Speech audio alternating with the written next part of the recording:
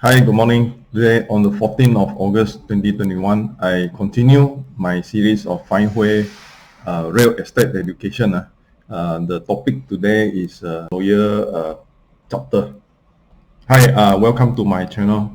This is findWHERE series on the topic of lawyer, property investing and selling issues. I'm Thomas Sim, PA 2066. Today is 14th of August 2021. Let me begin. So we have touched a few earlier topics on introduction, basic, and dealings, and went to vendor, buyer. We have done developer. Now the chapter is lawyer. So after this, we will go through some intermediary like agent and bankers, and towards the left side is investor investing for government portfolio, tenant and landlord, and the last block which is the business aspect of doing real estate. That means if you are into a business of agency or other area of investing in your time in property management and others, then this business aspect will be for you. So today our topic is a lawyer, but of course I'm not a lawyer. I have to disclaim that I'm just doing this chapter on the aspect of third party looking at a lawyer. So when you are looking at real estate business or you are looking at buying property and you have to interact with the stakeholders and the people inside the industry. So this is how I designed this series where we are looking at it from an external point of view. And this series, although by the name lawyer, it doesn't mean that it is for how to become a lawyer, a conveyancing lawyer. It's not how to become a conveyancing lawyer. It's how you can interact as a public with the role of a conveyancing lawyer in helping up your process or your journey in real estate. So the part is that you need to become a property buyer, or you eventually from being owner of a property end up selling your property, doing investing with your property. Your process of doing so would involve legal matters, and you would go for legal experts like lawyers for certain procedures to be done. So this is the purpose of this chapter. Who are property lawyers? Let us talk about who are property lawyers. They are, in fact, conveyancing lawyers. Lawyers have their different subspecialty, of course, like doctors. Doctors who have said, okay, I'm specialized in kids, I'm specialized in heart, or I'm specialized for surgery of certain types of cases. So in terms of legal practice also, they have different types of specialty.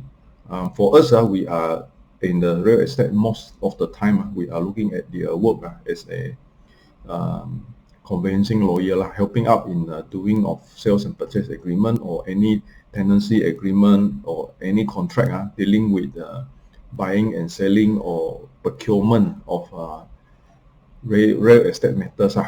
So in the role as doing a conveyancing lawyer, they will represent the parties involved in the business of conveyancing. Like for example, a buyer and a seller, they come to a agreement to buy and sell, then the lawyer would draft the sales and purchase agreement, or a landlord and a tenant come to an agreement to tenancy, then the lawyer would do a tenancy agreement. So this is the role of the lawyer.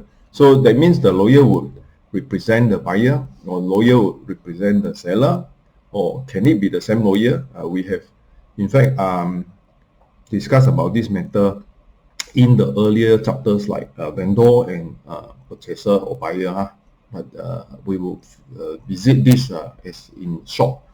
What are the fees involved, and what are the likely costs, transactional costs involved, and also can you change your lawyer? Why do you need that? Right.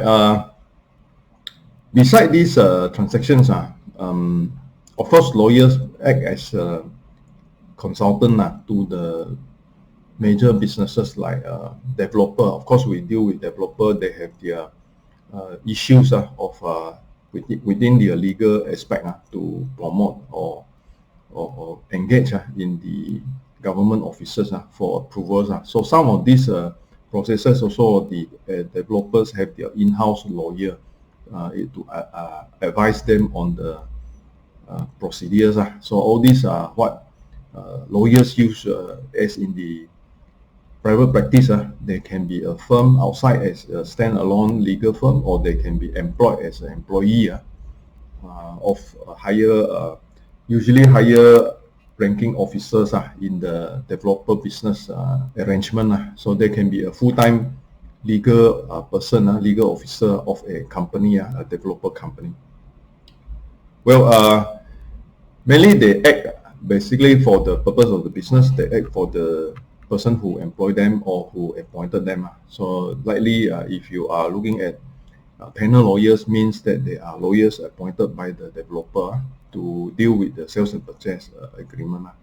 The other role of the conveyancing lawyer is, of course, to act as a middle person to keep the money, a stakeholder. So if you are involved with the sales of the purchase, and then you go and appoint your lawyer, your purchaser's lawyer, talk to the seller's lawyer, then end up transaction going through thousands and even millions of ringgit Malaysia. So this lawyer act as a stakeholder, as a client's stakeholder, and they hold the client's money in transition. So this part is a major area where a lawyer's role is to ensure, well, you pay the money to my account, the client's account, and then I get the next step done. Then only then signed and completed, then the money will be transacted to the designated account. So that means they act as a watchdog in the transaction, on the transmission of the money. Last but not least is the part on the recording and the documentation, because law firm has their role in keeping the files and the records, especially where a lot of things takes a long time, even 2 years. So in fact, we were talking about issuance of title. So all these issuance of title after project is sold, that means there is a time frame for first unit that is sold until the last unit that is sold, can be even up to 15 years. So this time frame, the title is not yet been subdivided from the master title. So the law firm acting for the developer sort of keep a track record on all these transactions. So in fact, there are likely probably 2 or 3 sub-sale per unit after the completion, and the first buyer moved in. The first buyer might have sold it to second and third buyer. So all these records and original copies has to be kept because the title is not been out yet. So the sort of keeping of the records in order actually assists the developer also in their long-term tracking of who is the rightful subsequent buyer or owner or proprietary owner for the title. So we are talking about the developer lawyer. So sometimes the issue we would not want to repeat. So this is a quick one that I just want to highlight related to the previous slide.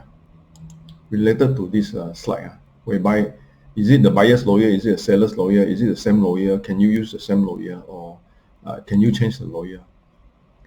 So we are looking at developer lawyer now. So developer lawyers are appointed by the developers as a panel lawyer. So they usually say, okay, this project, I would have the following 3 or 4 appointed legal firms to handle this sales and purchase. And these legal firms are given a target to complete in a quick manner so that the developer can progress or proceed to do the necessary for the cash flow.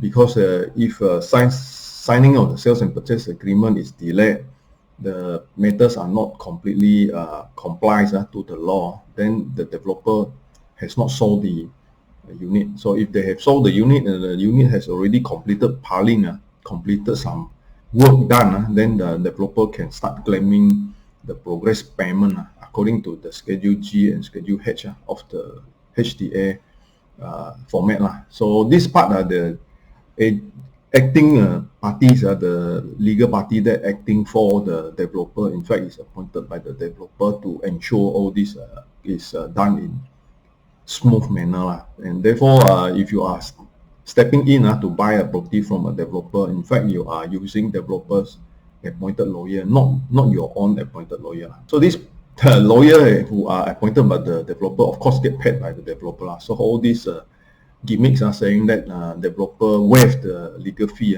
and sometimes even some of these steps are being abused. So maybe just to give an example, so some of these issues came about in my experience is when the developer say I am waiving the legal fee, that is in the sense have been accepted as a good will from the developer by not asking the purchaser to pay the legal fee. So when they eventually having problem with discussion in family, when they eventually or they could not secure a loan, when they eventually could not proceed to sign the sales and purchase agreement, some legal firm look at it as a loss of business, mainly in aspect that the legal firm feels that this particular work done, preparing all the documents, but yet end up not signing the sales and purchase because the purchaser had a issue, dispute or whatever reason, not proceed to sales and purchase. So in such a case, some legal firm in fact say that they want to charge for the failure of completing the sales and purchase. They want to charge for a nominal fee like 500 ringgit to say that they are doing the work, but then they are not getting paid because the purchaser never actually fulfill those requirements. So they tend to have some purchaser not happy because they say that why should I pay when I am not buying the house, because you are not doing any contract for me anywhere, so I am not supposed to pay you because there is no completion of work. So in such a discussion and sometimes a heated discussion or dispute, they go back to the developer and tell the developer that they are not going to pay for this legal charges of 500 ringgit. So some legal firm actually put a stern decision that says that if you do not do this, do not pay the 500 ringgit, I'm going to take action against you. So all these are becoming hearsay, and people are feeling agitated as well as confused whether is there a right for a legal firm to do so. Of course, if you look at the basis of how the whole arrangement is done, the developer appoint the legal officer or the conveyancing lawyer to do the work for the developer, not for the purchaser. And the purchaser having issues eventually fall out, may have not intentionally doing this for a purpose of causing this trouble to the legal firm. So it's a genuine case that the process of getting loan was not successful, or there was some issue that the condition has changed, that the purchaser cannot proceed to sales and purchase. And in any reason that this is not done, the condition is not fulfilled, the contract cannot stand as in contract of sales and purchase. That there is no way this contract can fit into the future process of obligations and performance. So for that, it is better to let go the purchaser rather than the purchaser signing the sales and purchase and unable to pay and end up having the whole lot of issue in the future, which is in fact illegal also. If there was no meeting of the mind, there was no commitment in the initial stage, then the eventual sales and purchase is in fact void and voidable. So for the legal officer to charge the nominal sum of 500 ringgit is also supposed to be charging developer and not charging the purchaser, because he never was appointed by the purchaser. But a lot of time, these are things that people don't understand, and then when it comes to heated discussion, then end up having a wrong impression of who is supposed to pay. So this part, I hope with this explanation, those who listen in can understand your position in law as in purchasers' right not to pay for the demanded fee unless you have appointed the purchaser's lawyer. That means you actually end up appointing one lawyer to help you up to the sales and purchase agreement, and in such a way you can direct the way that the sales and purchase agreement is done. So this is not supposed to be construed as it is your right not to actually appoint anyone, because you can buy the property on your own with the requirement of the law stating that the purchaser follows this sales and purchase agreement, which is Schedule G and Schedule H, which is protected by the law. So is there any discount or developer waiver of legal fee? Now what we see here is that actually it is not right for the legal office to say that they represent the purchaser, because they have to tell the purchaser when they come to a meeting with the purchaser saying that, do you want me to represent you? If the purchaser say, yeah, I would want you to represent me, then it has to be told to the purchaser that you can choose not to, because there is not much. In fact, that the purchaser can change the wordings in the sales and purchase agreement. So this part more powerful. The developer and the legal office would usually take advantage of the purchaser. So what are the fees? How much is the discount and disbursement and stamp duty when you handle this case with the lawyer? Normally, if it is paid by the developer, then you don't need to pay anything. But if it is your own appointed lawyer, like say you are buying it from a secondary market, that means your own lawyer talking to the vendor lawyer, then you have to pay your own lawyer for all these charges. So the charges will be his professional fee, his calculation of all the running around, getting things done, sometimes photocopying and throw for trouble and all these things. Some actually group it under one disbursement account, which is about maybe 600 to 1,000 ringgit, and then the remaining they have to split down to what are the professional charges, the stamp duty for the MOT, and also some other work that is required. Let's say some of the work, like for example, the legal fee is on two parts. One part is the sales and purchase, and another part is the loan agreement. So that means the whole lot can come to an amount which is aggregate amount. Then the legal firm may have to present it in two separate invoices to tell the client where they are charging. So all this you can talk to your lawyer and ask the lawyer to explain, because they are charging and they should be giving you a good explanation. So this is how it is calculated in Sarawak with the Advocates Remuneration Rule 2018. Sarawak has revamped new rate, which is higher than the old rate. So the old rate compared to the new rate, you can see initial 0 to 10,000.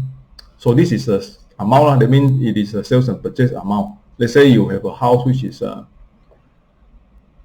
for example, cumulatively you have a house with 500,000. Then the rate for calculating the first 10,000, from the 10,000 to the 50,000, from the 50,000 to the 100,000, and then from the 101,000 to the 200,000. Different scale being used in the different category. So when you end up with the 500,000 house, then you are supposed to pay 4,100 ringgit for the total legal fee. Whereas in the old scheme, in the old way of calculation, it was 2,755. But this old one has been very old, many years.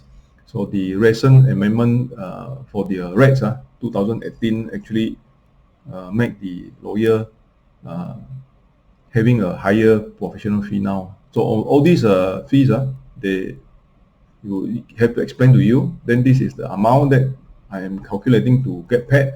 You can ask for a discount from here. So you look for the best lawyer and the best value for you. Of course, the lawyer having to do his work, he is entitled to the amount here.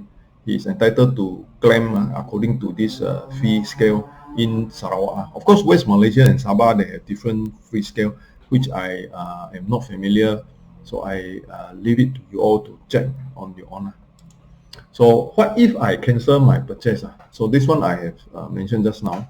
So if you buy from a developer and you cancel your purchase, then sometimes you get into heated discussion with some of the issues, whereby because you thought that you have appointed the lawyer, so the lawyer said, yeah, I have done some work for you, now you have to pay me some nominal fee. So what if the purchaser signed the sales and purchase agreement and back off? So this case is like when the purchaser having paid the whatever down payment and yet in the process felt that there is something wrong and he doesn't want to proceed. So these are cases where maybe certain change of things happen, which we see often also in the case they have some business problem, they are unable to proceed with their own business, so they are unable to have this commitment, or they can be fallout between husband and wife, dispute between family members, and end up one party of the family members say they want to pull out. So the whole process of signing the sales and purchase agreement, everything already done. They are supposed to actually take the possession of the property. If it is a case of a secondary house, that means secondary market, the whole house is already waiting to be vacant possession. So this situation, the dispute happen, then it follows the sales and purchase agreement, because this is the post signing of the sales and purchase. So it means to say that all the agreed terms are written in the sales and purchase already. Then if you fall out, if you have frustration in the process, then the frustration will cause this contract to be frustrated. So this contract to be frustrated, there will be damages, and likely in a lot of cases the 10% down payment is forfeited, because the promise to buy is to give you a 10% or 25% or 30% depending on the loan amount, and then the subsequent loan would be dispersed. So if whatever cash that is paid is considered already paid and the house is already sold, so that part, if there is a fallout in between, then whatever is the rightful words that is written in the sales and purchase agreement, and also in practice the rightful amount which is paid, the earner's deposit, and whatever cash that is paid would be forfeited. Because the bank has not released the loan, because the name has not been transferred. So at the time where the sales and purchase is signed, the whole other process is ongoing. So there can be a stop order to stop the transfer of the bank release, as well as the change of name for the title. But before, let's say, before the sales and purchase agreement and the loan was not approved, like we were giving example just now, due to some situation that the loan was never approved, then there was no sales and purchase. In such a manner, for a developer project sales, by right, developer should not collect booking fee. But if the developer indeed collected booking fee, then the booking fee should be refunded back in full, because the booking fee was put in the understanding that it is conditional to loan approval. If there is no loan, he is unable to buy anywhere. So the two laws that says, first Contracts Act, that says that there is no confirmed payments for the contract. That means it's all in conditional, then there is no contract. So when there is no contract, there is no way to forfeit the booking fee that is in the Contract Act. And the other part, in the Housing Development, the Control and Licensing Act, in the regulation, it says that you cannot collect booking fee. So if you were to collect booking fee, then the dispute or happen, then this booking fee become an issue, and then when it goes to court, it will become offense under the HDA. So usually a developer, upon this issue, would usually repay in full the booking fee, because they don't want to be caught in the sense that they're collecting booking fee. There is some issue here, especially if collection of booking fee and the process went through nicely. After some time, the construction got delayed, and there is a calculation of the liquidated ascertained damage. So if there is a collection of booking fee, then the period of engagement of this contract starts from the moment of the booking fee. So let's say the booking fee is collected on January 1st, and then the sales and purchase agreement was signed on March 1st. That means after 2 months, January and February, only the March, then the sales and purchase agreement is signed.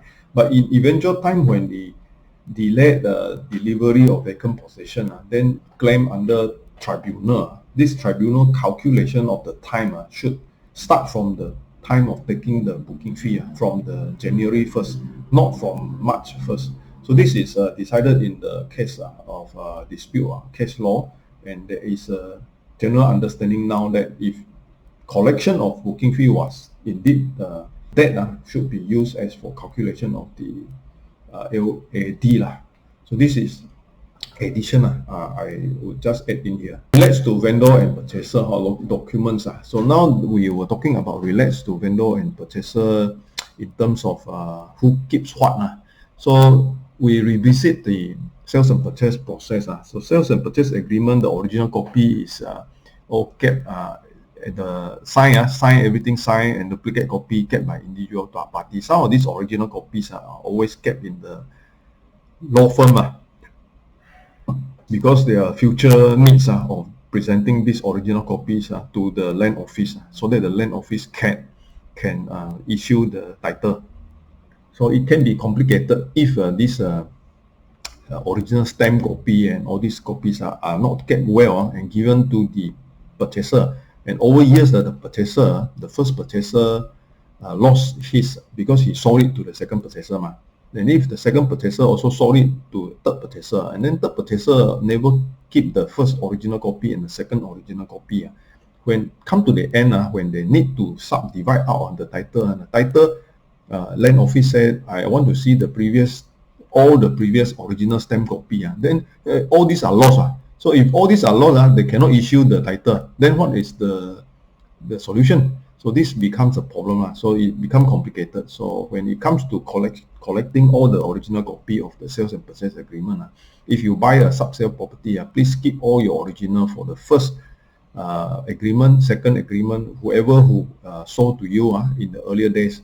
So it has to be kept from first, second up to you, all the original copies. This part usually, if law firm is allowed to keep the original copy, they will keep the original copy for the purpose that ensuring all these are done. Of course, there is also an advantage in the way if they keep the original copies and the subsequent sales and purchase usually will go back to them, because the subsequent buyer or the seller subsequent vendor will want to have all these original pieces of the document to proceed with the sales and purchase. So they will go back to the same law firm, and normally the same law firm will have all this ready. So it becomes a sort of good for business as well. So SPA scenario 1 in dealing sub-sale. So sales and purchase agreement, if with title, then after the completion, sales and purchase no more, because the title changed name already, it is yours already. But when it is no title, then even you have done the deed of assignment, you've done the sales and purchase deed of assignment, then there is no title. So the future title need to follow through all these documents, and that is what I wanted to say. So memorandum of transfer, stamp duty on transfer, all these are done by the lawyer. So this part, purchaser pay upon purchase, signing the sales and purchase agreement, and the loan disbursement, everything. So stamp duty on transfer also, moment that it is transferred with title, you have to pay on the spot. And if it is scenario 2 without title, sales and purchase agreement done, deed of assignment in the sub-sale without title, deed of assignment, stamp duty on transfer also pay on the spot. But then from the developer, if you buy from the developer, then it is not necessarily you pay on the spot, because there is no MOT, no transfer. And normally after many years later, then when the developer present it to the land office, that moment, then the calculation stamp duty payment by the first sales price, that means the sales price in the first sales and purchase agreement. Scenario 3, dealing in developer. This is the one without title, deed of assignment, stamp duty on transfer. Purchaser do not pay upon purchase, signing of sales and purchase, because at that moment there was no title. So meaning to say, if you are paying for your sales and purchase agreement SBA, everything is waived. And then the officer, I want to collect time during sales and purchase time, your stamp duty for title transfer. So that means they will collect the money, end up they wait for how many years? They don't know. They can be waiting for 15 years for the payment of the duty because there is no title. So for that, the money being paid, put in the bank and earn interest. So this is also not right. So for the law to make it clear, then the first sales by the developer, there is no need to actually collect the stamp duty on MOT, because the MOT we don't know when. Deed of novation. So this is a term used when there is three party and above. That means in the case whereby you buy from a developer become a seller, then this item, the project is not completed, and even if it is completed, the whole project may not complete. So then you already sell it to the second person, the second buyer. So all this, there will be three parties involved because your link with the original developer and the link of the third party, which is the second buyer with the developer. So all this has to be linked up, and then this link up thing is a deed of novation. Deed of novation binding earlier terms to the new buyer. So whatever obligation the first buyer has with the developer, it will be binding to the second buyer. So from the developer to the first buyer, there is a commitment, and then the first buyer to the second buyer also commitment. Second buyer to the third buyer, when this happens, then it has to do another deed of novation between the third buyer, the second buyer, and the developer, because the developer has to know these rights to transfer the title to the final buyer. Deed of mutual covenant. So this is usually used in strata property where there are common area. So this usually subsale of strata property where the third buyer or the second buyer or the first buyer has to, whoever who buys this property has to comply with the common property rules, swimming pool, parking, gym, etc. Payment of fees and all this mutual understanding of all the management bodies, the management office. So deed of mutual covenant binds the buyer to the terms of the common property. Issuance of title. Years later, title subdivide the land office, master title to individual title, developer will file for subdivision. All the document must be in place. I mentioned earlier on, hence files in original sales and purchase agreement of the transaction, deed of assignment, and records in the stamp duty pad. So there can be 3-4 transactions. Every time there is a transaction, the stamp duty paid, but the first stamp duty, the first one, has not been paid. So if you can produce that you have paid as a sequent owner, then the office say that yes, it has been paid, then the transfer of title should be in your name. Title issue, a lawyer or owner. Developer will submit for subdivision of title and panel lawyer to file original copies. If owner is keeping the original copies, owners give back to the panel lawyer to file. So this one is like when you are buying it from a few previous owners, then the lawyer may not be the same lawyer anymore, because the first buyer bought it from the developer appointed the panel lawyer. Then the second person, the third person, eventually you may end up using your own friends who are lawyer firms in the sense to deal with the property. So there is no restriction to choose your own lawyer. So end up you may be appointing a third party, a third person lawyer who is not the original panel lawyer. So that lawyer will have to do the job to go to the developer office to handle this with the developer office. But normally, if it is a big project and some more it is a big area like in a big city, normally the law firms are very much well networked. They are very well networked and able to do this. So memorandum of charge is when you buy a property and the property need to charge the bank. Buying with bank loan, the loan agreement called the facility agreement. So there is also a deed of assignment with the bank, so that you assign your rights to the bank in case inability to pay loan, then the bank can proceed to claim the property. So assign your right to property to the bank, power of attorney giving the right of selling your property if you default the loan. So in conclusion, with title, when you deal with a lawyer, usually what you deal with title is easy, straightforward, sales and purchase, until all the money is paid, title name is changed, it's quite safe that it is done. That means even the sales and purchase doesn't have any effect anymore because the title is already changed to your name. But when this without title, then you need to keep all the sales and purchase, the deed of mutual covenant, all the correct filing. You have to keep a whole stack of filing because in case in the future when the land office asks for all these things, you have to produce the original stamp copy. The MOT time when it's come to the issuance of title, all these are important. So at times there can be statutory declaration that the legal office need you to sign. So thank you very much. I am Thomasin, PA2066. This is my mobile number. I have a few websites. findWHERE.info is a platform for geo-linking the property listing. Contract2you.com is a platform for ranking of property by comparative index. My Real Property Online is a collection of the videos that I've done over time, about 120 over videos. And because Real Estate.fund is a sample agency's website, a small agency website. EstateAgentExam.com is my work on self-study of a diploma in estate agency by the Board of Valuer, Appraiser, Estate Agent and Property Managers Malaysia. Thank you for listening in to the channel. I hope you can go through the next chapter on agent